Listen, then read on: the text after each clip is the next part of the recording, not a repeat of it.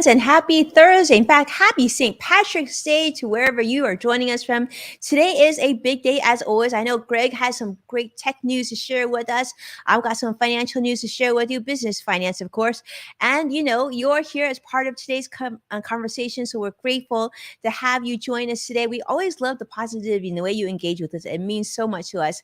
A big welcome to In the Loop with Winnie and Greg. And I am Winnie's son, longtime financial pro, CNBC council member, Forbes contributor, and all that good stuff. And I am here, of course, with the one and only, my go-to for all things tech and happiness, Greg. How are you, Greg? I'm doing great. Hello, Winnie. And hello, everybody who's joining in wherever you are. It is so good to be here with all of you. I'm Greg Nibbler. If you don't know who I am, tech journalist, longtime reporter in that field and many others. But today I'll be talking about a few different kind of cool things in tech that'll tie into a little bit of a theme today. But it is St. Patrick's Day. So happy St. Patrick's Day to everybody out there. Cheers if you are already done with work here in the afternoon.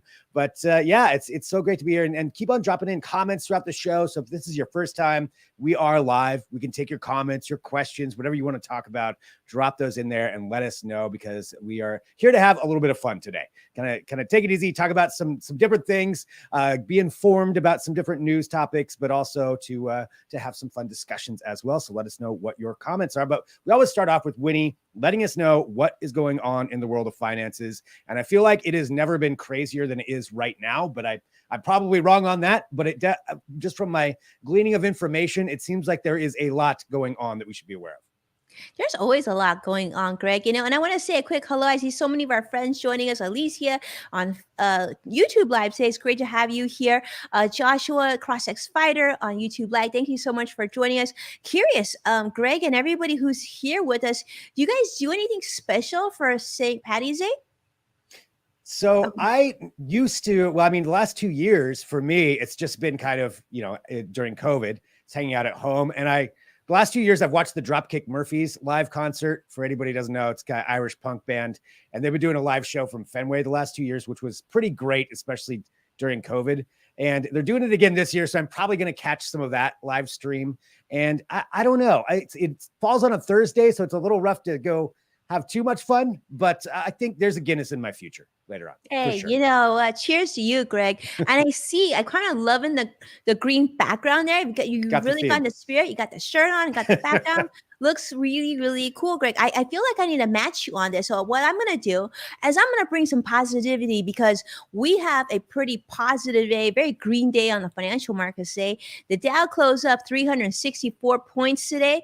NASDAQ up also 165 points, and the S&P 500 up 50 points as well. So, I feel like that's where we're going to bring the St. Patty's Day. The market actually brought its green. Stocks jumped for the third straight day today, as you may have seen it. We're really enjoying actually this week's rally. A lot of things actually pretty good. We're actually happy with the financial markets this week. Now, investors continue to watch really closely the news coming from Ukraine, and also the news from the Federal Reserve meeting this week. In fact, yesterday was actually largely seen as positive. So the Fed, as you know, raised interest rates yesterday by 25 basis points. But to give you an idea, the vote wasn't even close. It was actually an 8-1 vote agreeing to the rate hike, with just one person disagreeing with the rate hike, because that one person actually wanted twice as much of a rate hike. They wanted us to go up by 50 basis points, but it did go up by 25 basis points. Now, the Fed is expected to raise the rate once again on May 4th. So May 4th, they're expecting another 25 basis points. And so to give you an idea of what else we're expecting this year, people are saying maybe 6 more interest rates this year. So how quickly the Fed is planning to move is still sort of uncertain, but it's pretty fair to say that if it weren't for the recent Russian invasion of Ukraine, that we would probably have seen a 2 times size of a rate hike that we got, which is we probably would have got a 50 basis point hike here. However, rate hikes usually aren't considered bad events. They're actually considered positive, very good events, especially given the economy is going strong. And so we don't expect that this rate hike is going to cause too many problems here. But I want to touch upon this, and this was a question that I've been seeing a lot, and actually we've been getting a lot of emails and messages about this question, and that is that why is increasing interest rates good for inflation? So I thought I would answer that for you. So as interest rates are reduced, more of us are able to borrow more money, right? We know this, and it's happened throughout the pandemic. The Fed kept interest rates really, really low. That came in the form of, obviously, if you were to refinance your mortgage or getting into a new mortgage, having that low interest rate was a wonderful thing. Maybe you set up a home equity line of credit against your house, or maybe you got a new car or student loan. Then those that usually would benefit you, right? Because of lower interest rate. Now, this should actually result in consumers then having more money because they were to borrow more cheaply to spend, which then causes the economy to grow and inflation to increase. That's kind of how it works. So here's what we know. So typically, interest rates and the rate of inflation have an inverse relationship with one another. So the U.S. Federal Reserve is responsible for sort of being really strategic as it relates to the country's monetary policy, which includes adjusting the Fed funds rate now and then, which influences the interest rates that then banks can charge borrows, which then may impact the interest that you earn on your savings or checking account balances. So, in general, the economy typically grows and inflation rises when interest rates are low. And so, in theory, if rates are now going higher, inflation would decrease and the economy was somewhat slowed down too. So that's, in a nutshell, is what to expect. So when you hear about interest rates increasing right now, it shouldn't really be seen as necessarily a bad thing, because it means that our economy is relatively strong. It also means that we're going to mitigate and pull down inflation, right? So having inflation coming down means that you'll probably have a little bit more flexibility in your monthly budget for your household spending. So that's actually a good thing. Now, on that note, I hopefully that is helpful. Of course, if you have any other questions regarding inflation, interest rates, can definitely send me a question or put it in direct message. Would love to hear from you, of course, and I want to make sure we get that answered. Hopefully that made a lot of sense. The other thing I want to share with you, Greg, I think this was, I know we talked about this offline, but I thought it was pretty cool. So CNBC also shared an article this week that talked about the trend of really thinking about nature and sustainability for socially conscious travel. And I know you and I were just talking about, you got a trip coming up. I was actually supposed to be out of town this week, just got really busy. Things didn't work out the way I was hoping for. But in fact, 96% of people surveyed recently on this survey that came out from, I think, Kind Travelers, their 2022 report, they said that 96% of travelers said that when they spend money for a vacation, they want that money to positively impact the place that they visit. So really think about sustainability. Was this surprising to you? The 96% is that's a really, so virtually everyone.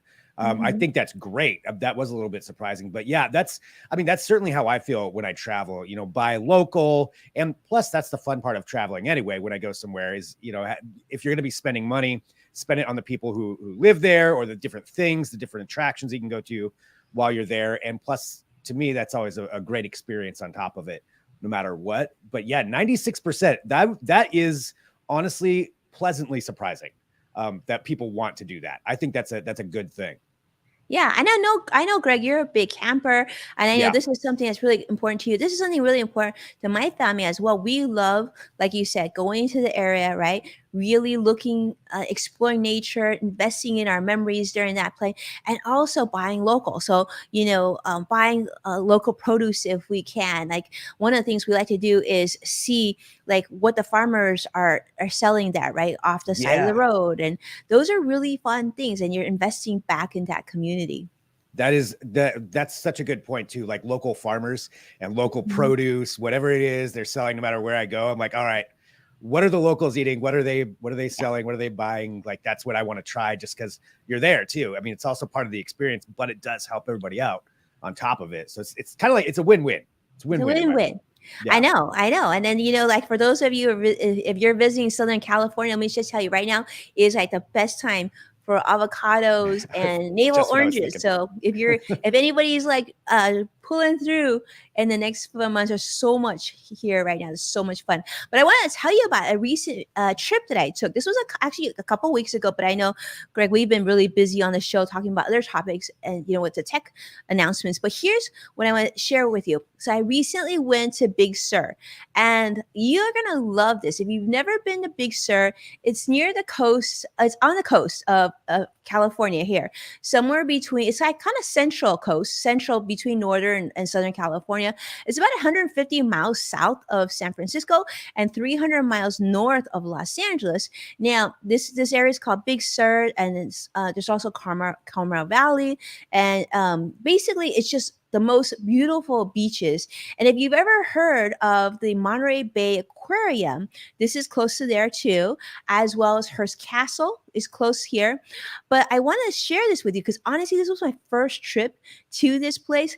This is giving you an idea. If you can't really tell right now because I took this video, Greg, but and I actually took these photos on my iPhone with like no filter or nothing. But it just gives you an idea the pristineness of it and how clean it is. And here you can see otters, you can see sea lions. This was actually the view of from where we were staying. So I wanted to give you a tease because I think, Greg, I know you and your girlfriend definitely have to make a visit here one day because it's absolutely beautiful. But it's also close to the Point Lobos State National Reserve, which is a picture that you're seeing right now. You see the water is like literally turquoise. No filter. That is amazing. I mean, taking a look at just how beautiful that is. And for somebody who loves the outdoors too, I've talked about it plenty, how much I love camping and going outdoors. I want to go there right now. Is what I'm saying. I know. I mean, I look at these pictures and I want to go back already too. But it's so amazing. And so, this it's such an amazing little park. It's called the Point Lobos State National Reserve. It's literally, you could actually walk to it from the Hyatt hotel that I stayed at, but literally driving, because you don't really want to walk there because it's like going through, you can't actually walk there to the way it's situated. You actually have to drive. But this Point Lobos State Reserve Park, it's really interesting. They only have parking spots for 75 people.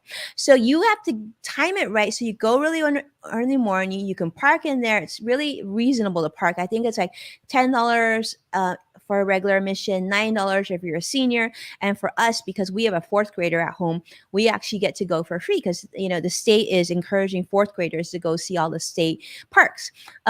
But this is somewhere that you definitely want to check out. And if you can't get in for the first 75 cars, people literally just park along the street and walk in, which is essentially actually what we decided to do because we felt like it was fine just to walk in. So we walked in, we hiked almost 5 miles.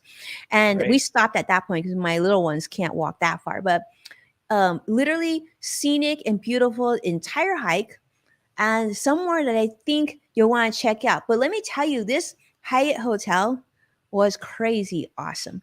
First of all, talk about sustainability, which I love, right? Full kitchen, jacuzzi, like the pool. And I love how there's heater, of course, but also they give you a full-blown fireplace in the resort and unlimited firewood that they get from the local area. So you just go and pick up your firewood and you stick it in your suite. And so it's just beautiful. And everywhere you go, you can actually roast marshmallows because there's all these fire pits everywhere. Full kitchen. Goodness. I mean, it's somewhere that I literally want to go back to again. Yeah, that is incredible. I mean, just the views alone already would sell it for me, just to have that kind of view. I love a balcony or even the cliffside there where you can look over into the ocean, but then have all those other amenities too. Unlimited firewood, which that's a good deal. Because that's great. So you always have a fire going, the hot tubs, the pools. That's amazing. That looks like a magical place. How many days did you stay there? So we stayed there 3 nights. So it was over President's holiday last in February. Yeah. So 3 nights. It was incredible. We drove there because it's not that far. I think it was like 6 hours from where we're at. So it wasn't too bad. But it was like it was one of those trips where like we went to see the monarch butterfly sanctuary, and then we went to see some of the local farmers markets and whatnot. It was just a really relaxing trip. But what I want to tell you about is not only does Hyatt have this resort, which I highly recommend, especially for those of you who have families and want sort of that creature comforts of, be able to cook your own food and whatnot, but Hyatt also has this really cool place that's close by that you would absolutely get a kick out of. And I'm gonna have to figure out a way to send you there, Greg, because they have glamping sites in the middle of like beautiful forest where like they have the tents already set up for you, right?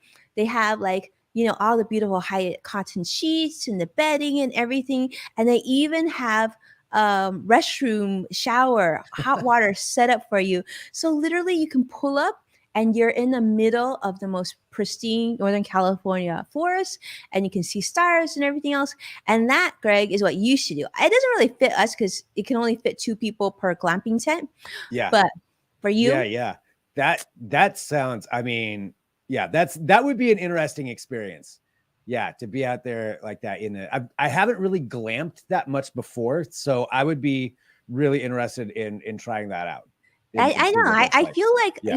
I mean, I'm not a camping person. I feel like I can embrace this. But like, just imagine, Greg, you wake up in your beautiful tent, right? And Yeah. they even have this Airstream. Hyatt has an Airstream set up that's ready to cook you breakfast and make you coffee when you wake up.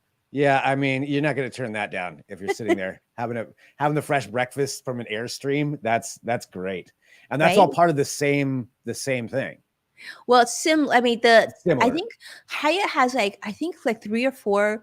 I'm a big Hyatt fan because I do points and miles for credit cards. So, I mean, obviously, this trip I had it completely covered from earning credit card points from tax season and whatnot, and then covering this type of travel.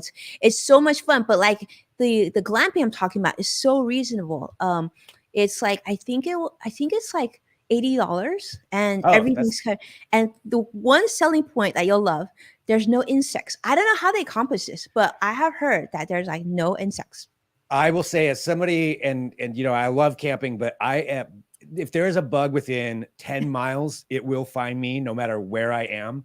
I am that person that always gets bit by everything. Like summertime, I usually have mosquito bites somewhere on me. It's just how my body works. They love it. So if you're saying there's no bugs, that is a huge extra bonus for me to be able to go there and not have to be covered in my bug spray that I'm pretty much always wearing during the summertime. So they probably want to be near you, Greg. They're probably sensing that you have knowledge or something, or maybe they just find you sweeter than the average human. So they're like, just sweet, delicious blood that they want to bite constantly. So yeah. So I'll take no bugs. That's high on my list of so maybe that sounds fun. Do a that sounds trip. Pretty cool. Yeah, and that's not a bad road trip. Amazing. Yeah, that's not too far either for a road trip. I mean, it's a little bit longer, but that sounds like a great trip, going down the coast and then going to Big Sur. Yeah, it's on my list. 100%. You gotta check it out. I was so surprised. Mm-hmm. Yeah, so cool. Well, thank you for sharing all those pictures too. No problem. Speaking of traveling, I do have a little bit of tech that kind of ties into this that I wanted to share though as well. And so this is something that, especially when I was thinking about you going on road trips and with the kids, that maybe I want to get your opinion on this, if this is something you would want them to use or not. And it's not just designed for kids, but it's basically bringing virtual reality into a driving experience. I want to clarify, not for the driver. The driver doesn't wear VR goggles, but the people sitting in the back can, and it's called HoloRide. And so this is something that was debuted at CES in 2019. It's actually a spin-off company from Audi, and then they became their own company. But the idea is you wear VR goggles in the car, but it's not just VR like a standalone headset. It's actually tied into the vehicle itself, the vehicle's infrastructure. So it ties in via a Bluetooth system with the car. And they've got all kinds of different things you can do. It's different. There's games, there's educational experiences. There's even work setups that you can do where you're kind of in a VR work environment. But the way it ties in with the car, I think, is what's really cool, because to help mitigate some of those issues where a lot of people get virtual VR sickness, motion sickness. what happens is when you're driving, when the car speeds up within the game or whatever you're doing, you speed up in that. If the car turns left, the game turns left, turns right. So you mimic those actual movements with the VR to help. And I guess that helps really settle the stomach for a lot of people. And that's what they're going for with this. So tying actually into the car, and they're going to be coming out with this system in June. Like it's coming soon to a whole bunch of different Audis. Their new lineups are going to be equipped for this. You have to buy the goggles separate, but that's it. And then it can tie in right with that system. So I want to get your opinion to start with this. And I got a little more information on it, but what do you think about this? Well, first of all, Greg, I think they should have called you to be the model for this technology because I feel like you would have given us some really great feedback. I'll tell you, Yeah. I think this is interesting because I'll preface this. It kind of reminds me of like and Joshua, I'd love to hear your thoughts on this. Kind of reminds me of Nintendo's like Pokemon Go, where you're sort of having that interaction of a video game while you're moving around. Now, in terms of in the car, I'm good with this. I think I would like to see this technology. I'm sure this technology is going to come to more gaming consoles, right? Besides just being car specific, but I guess it has to be specific to be able to speed up and slow down, like you were talking about, Greg, right? So that you're feeling it better. Yeah, I think that would be okay. I think I'd be okay with that. I mean, my kids definitely enjoy their iPads on these long road trips, and I think Right. Yeah, add something. I mean, because they're already on a device, to add in that side of it. It's kind of the other things so that they would actually tie into as like education. So it could be if you're going to a specific area, they have a VR world set up or augmented reality world, because it could be either or, and have that tied into where you're going. So say if you're on a specific drive, you'll get information about where you're going or that area or that something along those lines to kind of tie in. And then also they were looking at it for even going, say like an Uber or a Lyft ride.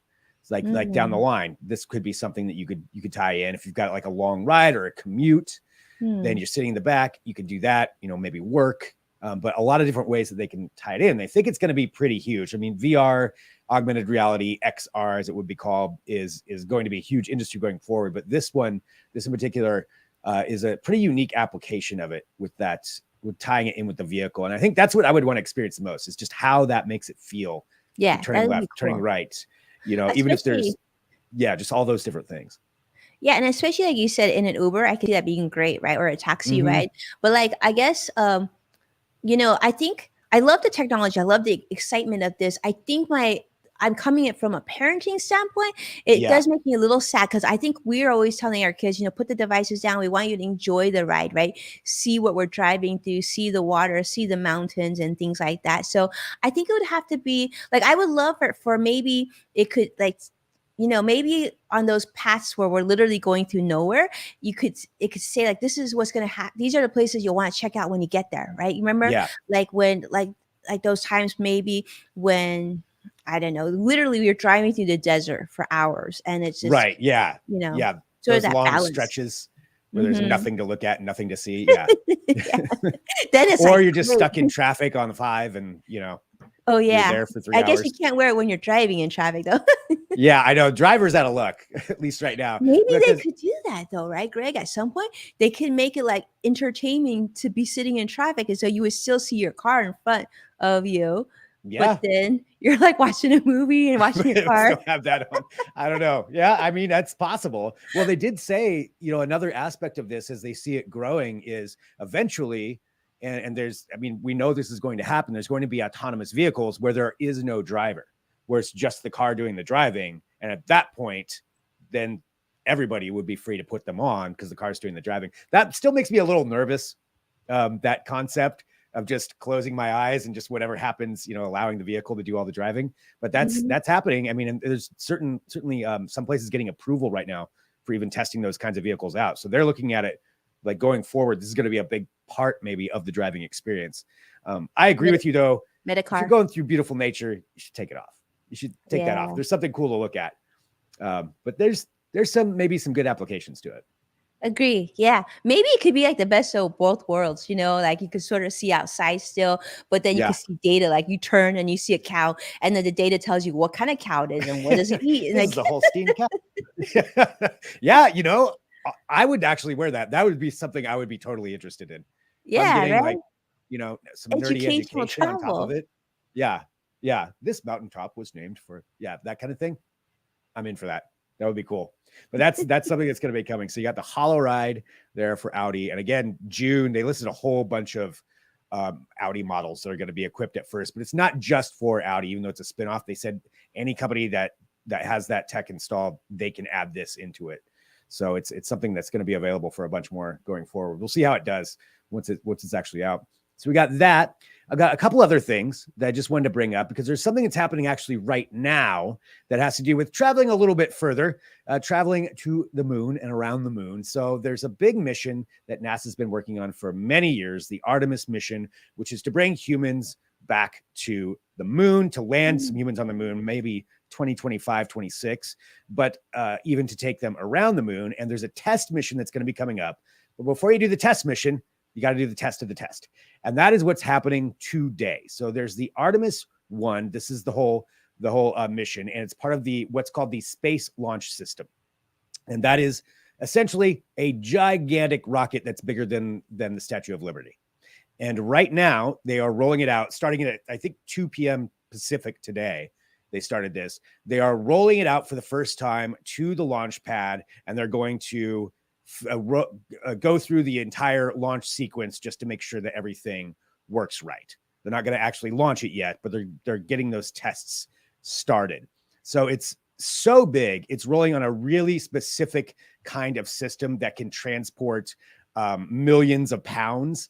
And they're broadcasting that actually live right now. It's being shown on NASA's feed for this Artemis 1 rocket. But this is a pretty exciting day for space nerds, for space tests, because it means we're getting closer to it.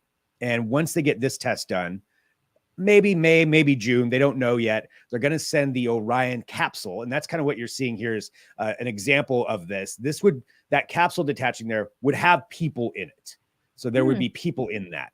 And this is the new system that would take people around the moon. And the test is going to take this eventually, when there's humans in it, will go further away from Earth than anyone has ever gone before, way around the moon and then back. And the test thing they're going to launch in June without people will do that. It'll go all the way around the moon, come back, land, ideally no problems, but that's why they want to find out what the problems are. And yeah, so that's what's happening today, which it's pretty exciting to see it finally, getting closer and closer to this. It is finally. And Susie made a point that actually I was going to say too. Did you see? I guess Pete Davidson is going to space next week with Jeff so Bezos. Jealous. He's going to space on the it's Blue Origins. Blue Origin. I mean, when your girlfriend is Kim Kardashian, I guess you get certain liberties. You get there's some perks to that. Yeah. Yeah, you get to go to space for. I don't know if he has to pay for it, if it's free, but we haven't. Susie might know. Yeah. Susie's also an Audi Q5 driver. So who knows if she's going to get that technology? Yeah, I would be curious to know. Yeah, if you're going to be trying that out and testing out the Hollow Ride. So yeah, but it's pretty cool. So this is happening today. They're rolling that out. It's going to take hours and hours. So watching, you can go to NASA's YouTube channel and you could watch part of it. But it's going to move very slowly. But still, we're getting closer. So kind of exciting when it comes to space travel. So it kind of is exciting. Yeah, getting a little bit closer to that as more and more people go up. And hopefully I'll be one of them at some point. Hopefully, anyway. Yeah. Hopefully you'll be on. I see Robin joining us too. Robin Stevens, it's great to see you. Curious to see how you feel about going to the moon. And Sadiq, of course, let us know, what are your plans? I think Sadiq is talking about pre-flight tests as well. And I saw Joshua here as well. Thank you all so much for joining us today. Yeah. Robin says she'd be game to testing out the Audi tech device for sure. Yeah. If you see the back, look that the model looked like she was really enjoying the experience. So right. Yeah. So I mean, I think it's something that's it's unique, but I think it could be pretty cool with the Hollow Ride there. So we've got the Hollow Ride, we've got NASA with the Artemis 1 testing that's going on. And the last thing I wanted to bring up, this is just kind of a weird one, but I felt it was worth having a discussion about. And comes from a big international robotics convention that was going on, and it's from Kawasaki. Kawasaki, probably most people know them for motorcycles. Right? But they're also, just like so many companies, experimenting with robotics. And this is what we have right here. That is a robotic ibex, basically a goat, a robotic goat that they have created. And you may be wondering why. And probably a lot of people are. And this is their version of working on some kind of robotic system that can help out both with cargo and with actually humans riding it.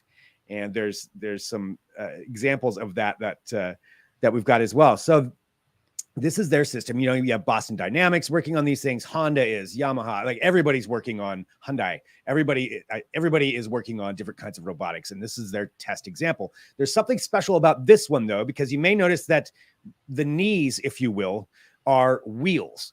And so that's why they're saying that this one is a little bit more, can be used in a lot more environments. So when it's on all fours, it always has at least two of its hooves, feet, for lack of a better word, touching the ground. But when it goes onto flat pavement or just flat road, it can convert into wheels and travel a lot faster.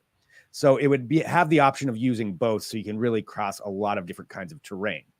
And that's what they're showing right there. So it could hop on the road and then presumably go faster than that, and zip around and really help out. You think like a construction site or any kind of thing where there's all kinds of rough terrain or transporting hazardous materials. You could have this do it.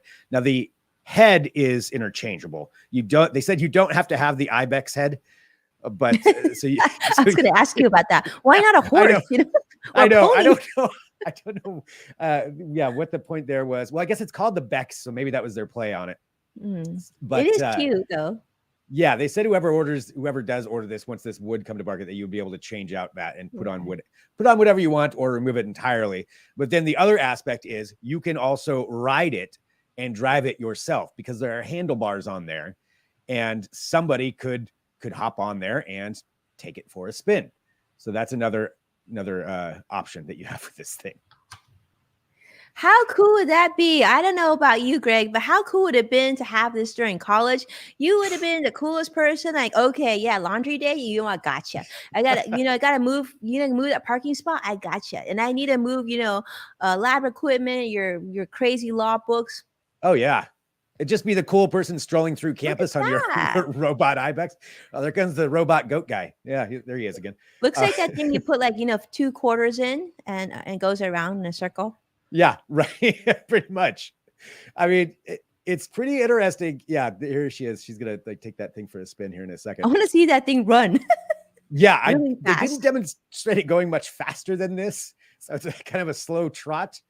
I don't know how cushiony that ride is, but that's what they're looking at for just different ideas. And I love seeing this kind of thing because it shows some innovation and just trying things out because they can, with the idea that maybe this will be something we could use, maybe not, maybe just build upon this tech for something else. Oh yes, you can even do some up and down there. I love Susie's comment. I agree. I was thinking the same thing. This would be great for disabled individuals, right? Who have mobility issues. Like, how wonderful. You can lift up and down. You can give them that independence to travel to different places. For sure. Yeah, you could picture this. I mean, going back to even what we were talking about, say like all those hikes that you were mentioning. Well, if somebody has issues, and has some mobility issues, maybe you would have this at Big Sur and you could go hop on this and they could actually go up and hike up everywhere else everybody else is. Oh, no, go up the Great Wall of China in that thing. That would be so cool. I mean, yeah. But, let's what I always wonder, okay, so then where would you park something like this? Like, would Costco let you ride this thing? ride it through Costco. I gotta get that 10 pounds of whatever. Just throwing stuff into the back. Yeah. Cross-sex spider's a robot deer. No cross-sex spider. It's actually a goat. But I think you can put a deer head on there, so that's interchangeable. I want a you can make it a robot head. Deer. That could be something that could happen. I would definitely take this thing for a spin. Yeah, for sure. You'd have to paint it some really cool color. Yeah, definitely. Yeah, yeah, definitely that. But I want to be strolling down the streets of Portland in my robot goat. Well, it's interesting. My office isn't that far from home, so it'd be really cool to be able to, ride this thing to work. There goes Winnie on a robot. I know. Is it a goat? No, I don't know what it is. The question is, do you ride it on the street or ride it on the sidewalk too? I'm not sure. Yeah, I mean, it's pretty slow for the street. I feel like some people would get pretty annoyed in traffic. Sorry, I was late. There's this lady on a robot goat that was going so slow. Should your goat go any fast?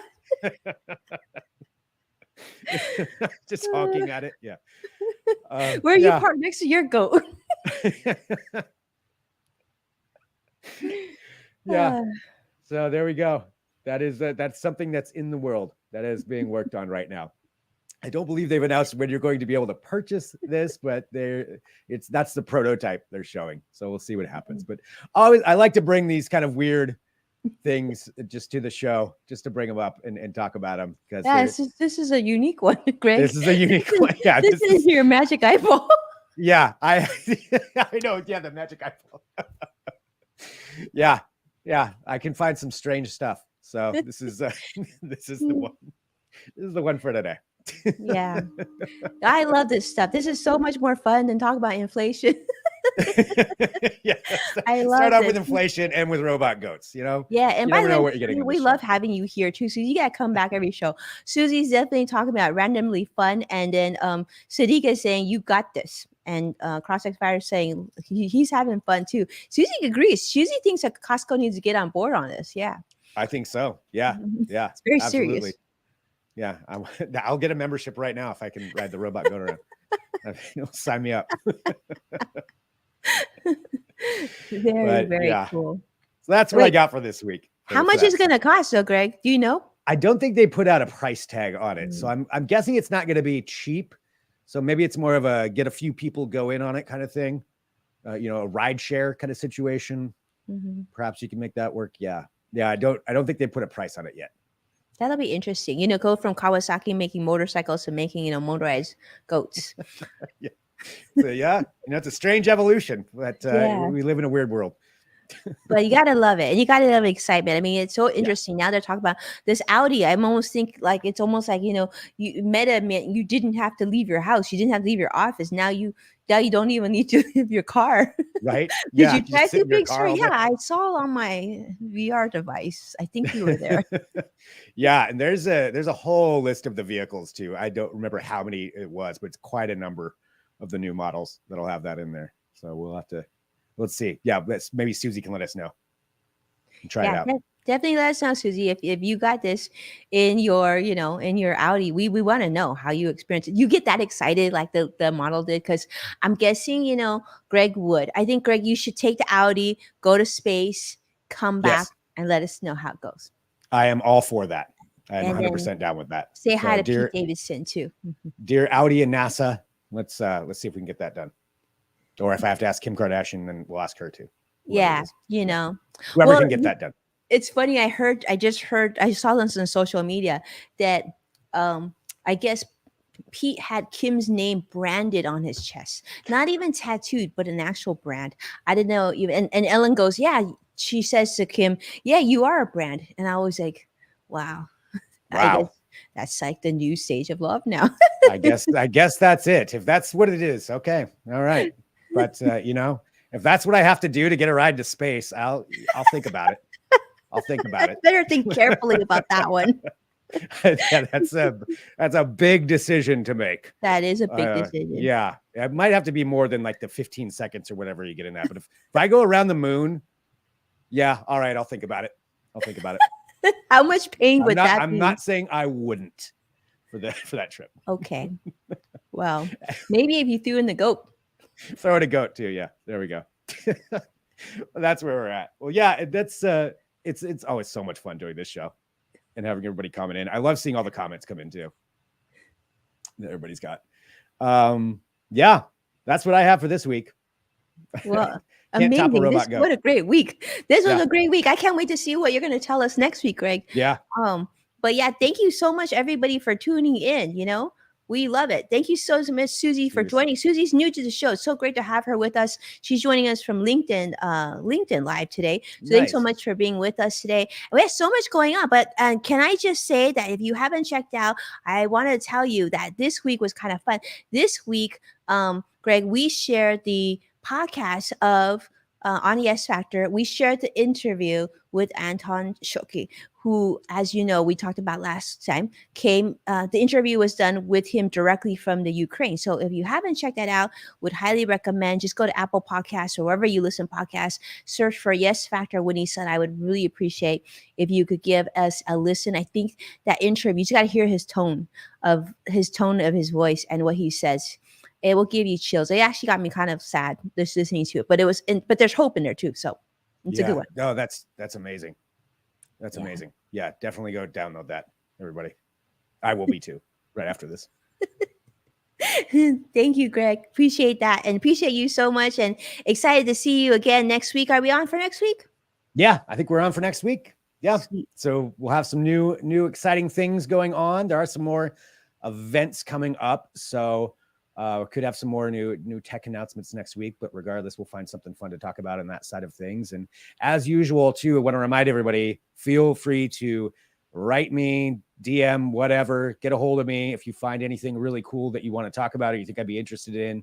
I love seeing those things come through. So please feel free to do so. Or if you have any questions about anything tech related, send it my way. If I don't know the answer, I'll know where to send you. So I can tell you that much. That I can definitely help out that way. So yeah, it's as always, just so much fun being here with everybody. So much fun. And thank you so much for your time. Be well, and we will see you again next week. Take care now. Bye.